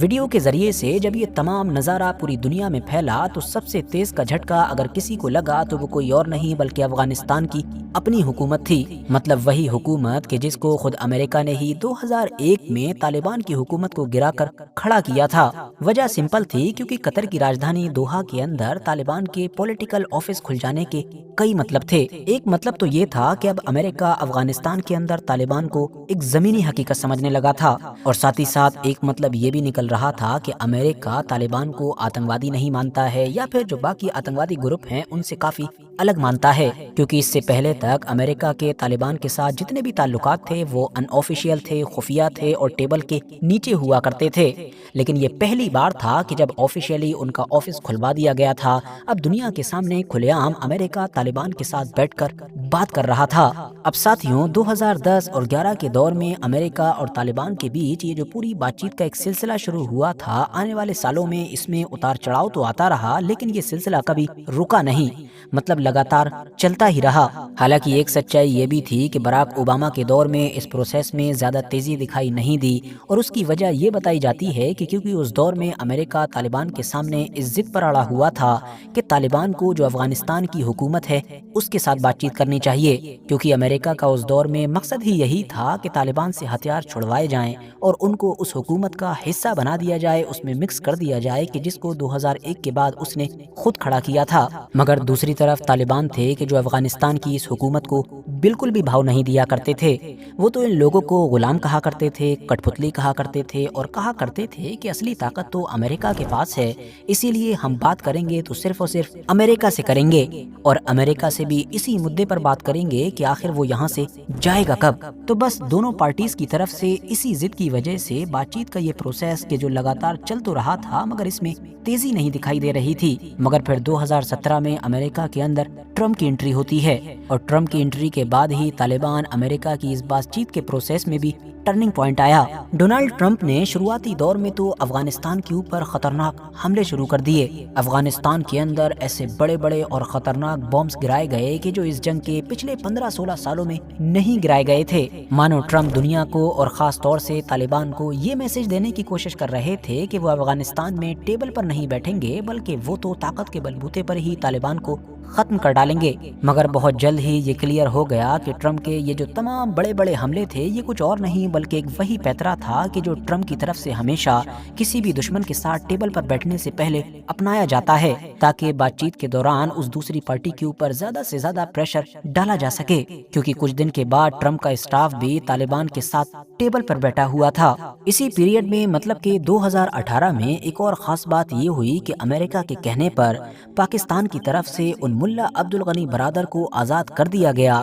کہ جو 2010 سے ہی مطلب پچھلے 8 سال سے پاکستان کی قید میں تھے۔ ظاہر ہے ابھی تک کی سیریز دیکھ کر آپ جانتے ہی ہوں گے کہ ملا عمر کے بعد یہ طالبان کے اندر سب سے بڑے پولیٹیکل لیڈر سمجھے جاتے تھے، اور خود امریکہ یا باقی نیٹو دیشوں کی طرف سے بھی پولیٹیکلی طالبان کے اندر انہی کو ہی ماسٹر مائنڈ سمجھا جاتا تھا۔ ان کے مطابق طالبان راجنیتک طور پر اب تک جو کچھ بھی کرتا آیا تھا یا کر رہا تھا وہ سب کچھ انہی کے دماغ سے نکلا تھا، تو اسی لیے سب سے پہلے تو ان کو پاکستان سے آزاد کروایا گیا اور پھر قطر لے جایا گیا، اور پھر دوحہ سے وہ تمام تصویریں اور ویڈیوز ایک کے بعد ایک آنے لگی کہ جو آج کے دور میں عام طور پر ہم لوگ انٹرنیٹ پر دیکھتے ہیں۔ مطلب امریکہ اور طالبان کے بیچ جو تمام بات چیت چل رہی تھی اب اس بات چیت میں طالبان کی طرف سے ملا عبد الغنی برادر ہی سینٹر پر نظر آنے لگے۔ 2018 میں بی بی سی کی طرف سے ایک ایسی رپورٹ بھی آئی تھی جس نے برٹین اور امریکہ میں کافی ہنگامہ مچایا تھا، کیونکہ اس رپورٹ میں یہ دعویٰ کیا گیا تھا کہ پچھلے 18-19 سالوں میں جس طالبان کو ہرانے کے لیے امریکہ، برٹین یا باقی نیٹو دیشوں نے ہزاروں یا لاکھوں کی تعداد میں ڈالر بہائے ہیں،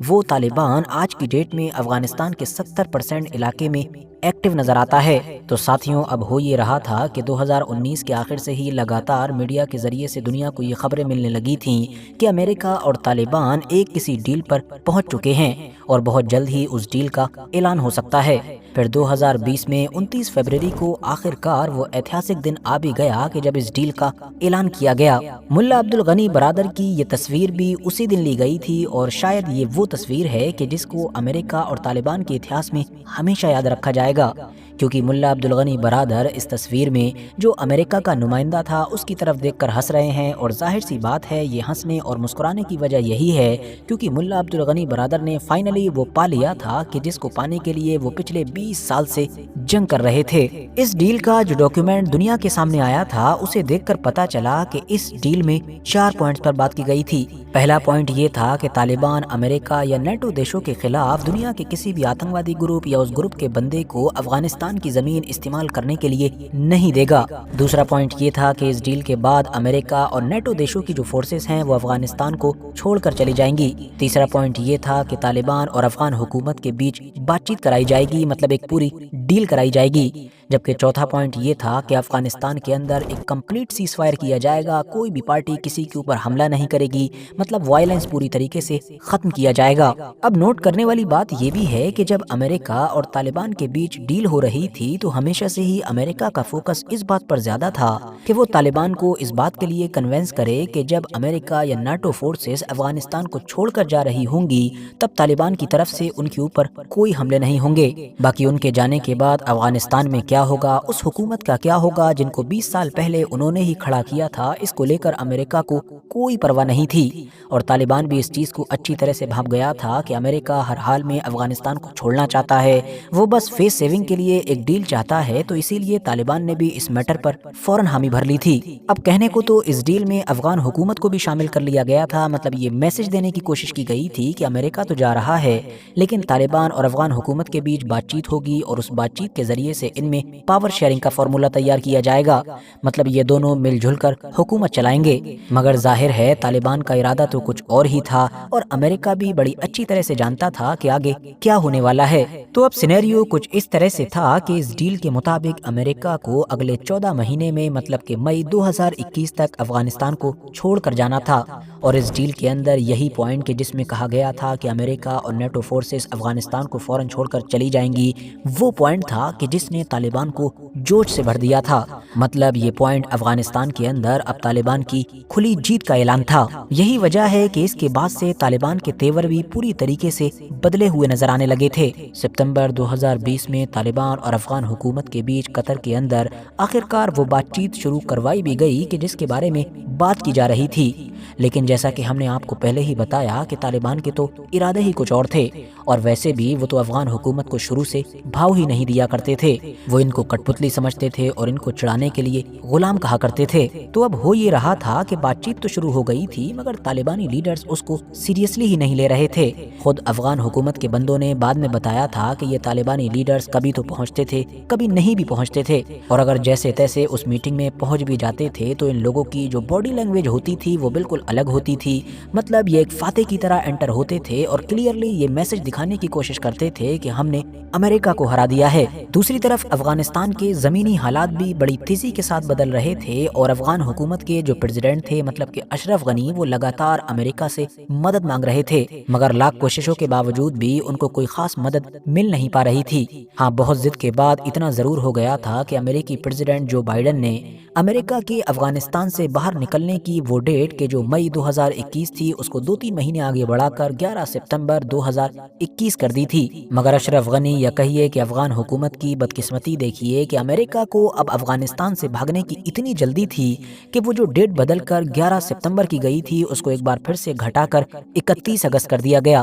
اس ڈیٹ بدلنے کی وجہ سے اب طالبان اور بھی زیادہ جوش سے بھر گیا، اس نے تو اس بات چیت کا اب بالکل کھل کر بائیکاٹ کرنا شروع کر دیا کہ جو جیسے تیسے بس دکھاوے کے لیے ہی صحیح قطر کے اندر وہ افغان حکومت کے ساتھ کر رہے تھے۔ طالبان اب افغانستان کے الگ الگ علاقوں میں واک اوور شروع کر چکا تھا، مطلب الگ الگ علاقوں میں طالبان نے کنٹرول لینا شروع کر دیا تھا۔ ایک کے بعد ایک بڑی بڑی پوسٹ، بڑے بڑے ٹھکانوں پر طالبان کا قبضہ ہوتا جا رہا تھا۔ وہاں موجود جو کمانڈرز ہوا کرتے تھے یا فوجی ہوا کرتے تھے وہ گھنٹوں تک مدد کی اپیل کرتے رہتے تھے، لیکن اشرف غنی حکومت کی طرف سے ان کو کوئی مدد مل ہی نہیں پاتی تھی، اور آخر کار طالبان کے گھیرے میں آ چکے ان لوگوں کو خود ہی اپنی طریقے سے طالبان کے ساتھ ڈیل کرنی پڑتی تھی۔ اس ڈیل میں زیادہ تر ایسا ہی ہوتا تھا کہ طالبان ان کو سرنڈر کرنے کے لیے بولتا تھا، ان سے ہتھیار لے لیے جاتے تھے اور پھر ایک ریٹن اسٹیٹمنٹ بھی لیا جاتا تھا جس میں یہ لکھ کر دیتے تھے کہ اب یہ دوبارہ طالبان کے خلاف ہتھیار نہیں اٹھائیں گے، اور بدلے میں طالبان بھی اب ان کو اپنی حکومت میں امان دے گا۔ امریکہ جو خفیہ طور پر بہت پہلے ہی اپنا بوریا بستر باندھ چکا تھا، اب اس نے بڑی ہی خاموشی کے ساتھ الگ الگ علاقوں سے نکلنا